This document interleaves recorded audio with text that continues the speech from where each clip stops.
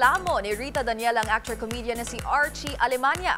Kasunod ito ng naranasan umanong pambabastos ng actor-singer mula sa kanyang katrabaho.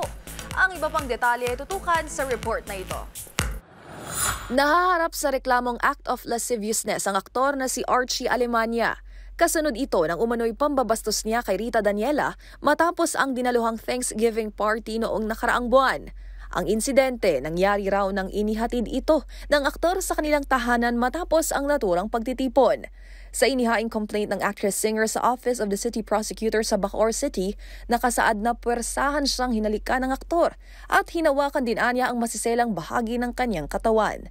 Makailang beses din daw nagpumiglas ang aktres at sinasaway ang kanya pangang itinuturing na kuya. Nagawa naman daw ni Rita makalabas sa naturang sasakyan. Matapos ang mga pangyayari, sa pamamagitan ng isang text, humingi daw ng tawad si Archie Alemania at iginiit nitong lasing lang siya.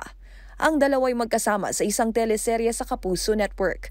Sa inilabas namang pahayag ng Sparkle GMA Artist Center, napakinggan na raw nila ang panig ng bawat kampo at naniniwala silang dapat itong maresolba sa isang proper forum. Si Rita Daniela ay may anak sa dati nitong non-showbiz partner, habang si Archie Alemania na may kasal sa TV host na si G. Canlas.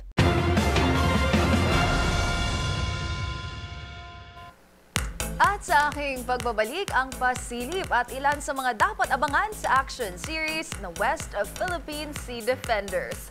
Manatiling nakatutok dito lang sa MBC TV Network News. BRV!